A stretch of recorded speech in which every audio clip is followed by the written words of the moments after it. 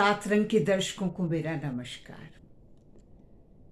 हिंदी साहित्य के लिए ये गौरव का विषय है। एक और रामदर्श मिश्र जी 98 ईयर्स के हो रहे हैं, शतक के करीब हैं, और दूसरी ओर हमारे सेरा यात्री यानी सेवक राम यात्री 90 वर्ष पूरा कर चुके हैं।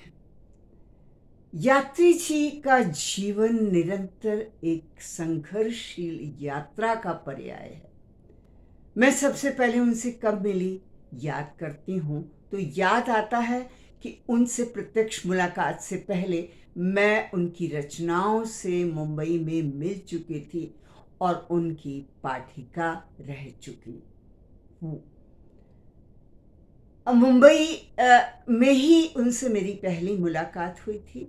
यात्री जी 77 या 76 या 77 के बीच में मुंबई आए थे। अपने मित्र धर्मयुग के सहायक संपादक मनमोहन सरल के घर ठहरे थे और उसके बाद वो मेरे घर में भी ठहरे। और उस समय सारिका का समांतर कहानी आंदोलन चल रहा था और उसमें भी वो शिरकत करने के लिए आए हुए थे। यात्री जी और मनमोहन सरल के किस्से आत्मीयता और पारस्परिकता के हम उनकी पत्नी शैल दीदी से बहुत पहले सुन चुके थे। उन्होंने बताया था कि उन दोनों की शादी एक साथ हुई थी और एक साथ वो लोग हनीमून मनाने के लिए गाजियाबाद से मसूरी गए थे और वहाँ के दिलचस्प किस्से उन्होंने सुनाए थे। यात्री जी से जब मैं मिली, मैंने उनकी कहानियाँ जो मध्यम वर्गीय पृष्ठभूमि से निकलकर आती रही थी और आ रही थी, उनकी विसंगतियों और विडंबनाओं को रेखांकित करते हुए, उनके अंतर्द्वंद्वों को हमारे सामने रखते हुए समाज में और उनके निजी जीवन में, तो उन कहानियों ने मुझे बहुत आकर्षित किया। लेकिन अगर मैं सच कहूँ तो सबसे ज़्यादा आकर्षित किया मुझे उनके उपन्यास दराजों में बंद दस्तावेज। दराजों में बंद दस्तावेज जब छप कर आया तो मुंबई में उसकी ख्याति फैल गई। शायद पूरे हिंदी सर्जनात्मक जगत में उसका बहुत स्वागत हुआ। एक अलग किस्म का उपन्यास था, प्रेम का उपन्यास था और उस पर ये भी चर्चा सुनने में आई कि कुछ निर्माता और निर्देशक उस पर फिल्म भी बनाना चाह रहे थे। मुझे नहीं मालूम कि क्या कभी कोई बातचीत फिल्म वालों और यात्री जी के बीच दराजों में बंद दस्तावेज को लेकर के हुई या नहीं। कई उपन्यास उन्होंने लिखे, लेकिन मैं ये मानती हूँ कि दराजों में बंद दस्तावेज उनका मील का पत्थर उपन्यास है। और उस उपन्यास ने एक जो प्रचलित लीक चली आ रही थी हिंदी के समकालीन साहित्य में औपन्यासिक विधा को लेकर के, उसमें उन्होंने हस्तक्षेप किया था। उनके परिवार से जब मेरा मिलना हुआ तो मैं आपको बता नहीं सकती। ये 5 मई 1983 की बात है, जब मैं मुंबई से दिल्ली आई तो मुझे अवध जी शनिवार को गाजियाबाद ले गए और यात्री जी के परिवार से मिलाया। ऐसा स्नेही परिवार मैंने बहुत से लेखकों के परिवार देखे हैं, बहुत से लेखकों के परिवारों से परिचित हुई हूँ, बहुत से लेखन के क्षेत्र में नहीं हैं उन लोगों के परिवारों से भी परिचित हुई हूँ। लेकिन जैसा आत्मीय परिवार, संस्कारशील परिवार, संघर्षशील परिवार, आने वाले प्रत्येक अतिथि का सत्कार अपनी सीमा से बाहर जाकर के करने वाला परिवार, वो था मेरे लिए सेरा यात्री जी यानी यात्री जी का परिवार।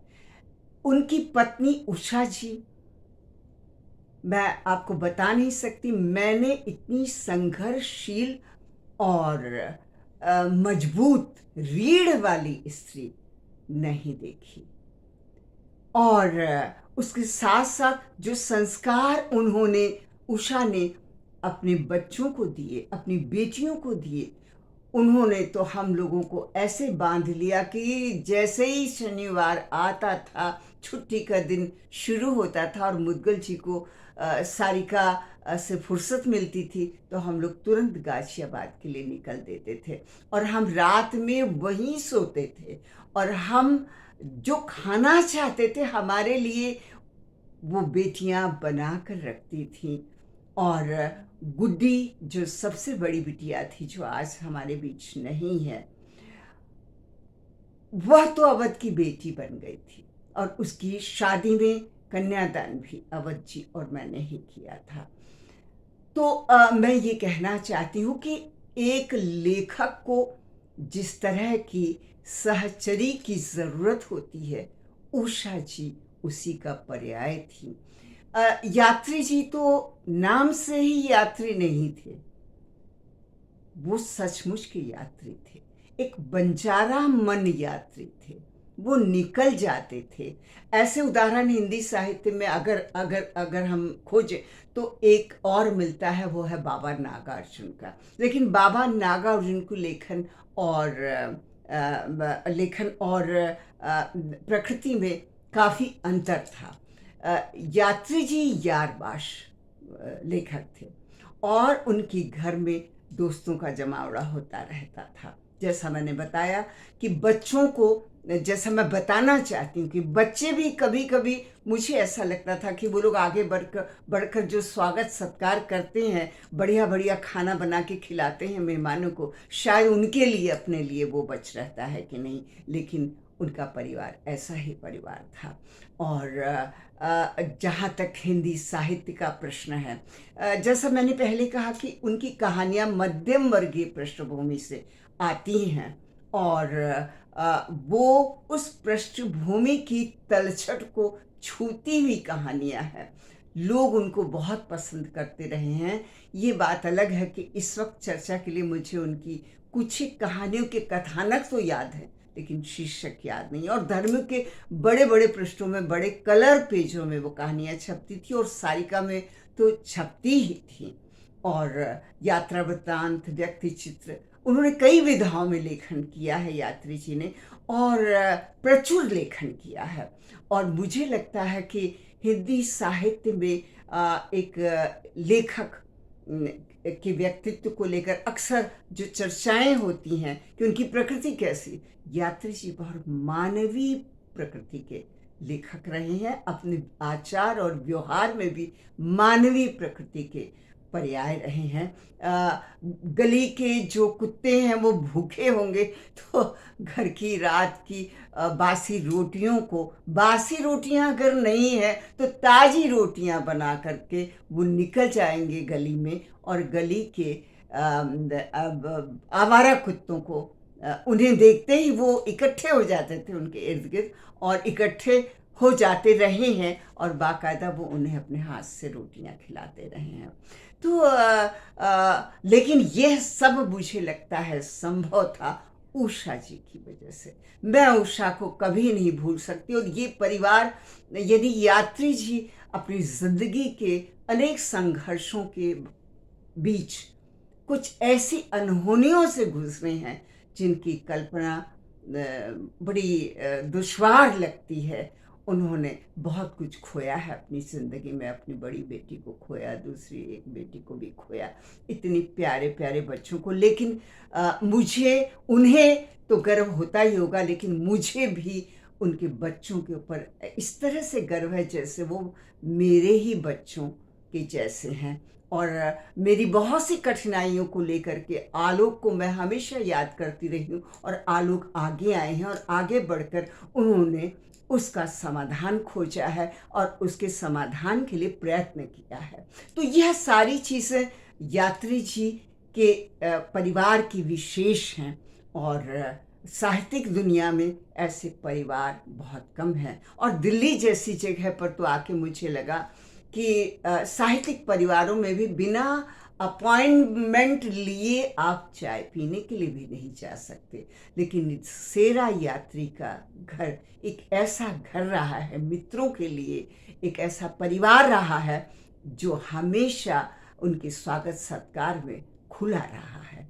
वो उसे अपना घर समझकर वहाँ आ सकते हैं। एक लंबी दीर्घ साहित्यिक और सर्जनात्मक यात्रा जो है वो उसका मूल्यांकन मेरा मानना है कि अभी और होना है और होना चाहिए, और हिंदी साहित्य को इस बात पर गर्व करना चाहिए कि सेरा यात्री जैसे लेखक हिंदी की सर्जना के यात्री, सचमुच के यात्री रहे हैं। मैं उन्हें उनके जन्मदिन यानी 90 वर्ष वो पूरा कर चुके हैं। मैंने पहले ही कहा, ये हिंदी साहित्य का सौभाग्य है, ये हम सब लोगों का सौभाग्य है। उनका ऋषि तुल्य जो व्यक्तित्व है वो हमारे बीच मौजूद है, और मेरी कामना है, प्रार्थना है, शुभचिंतना है कि यात्री जी अपने जीवन का शतक पूरा करें और हम उस शतक को मनाएं, उत्सवित करें। मैं इसी प्रार्थना के साथ, इसी कामना के साथ आप लोगों से विदा लेती हूँ, और बहुत बहुत धन्यवाद।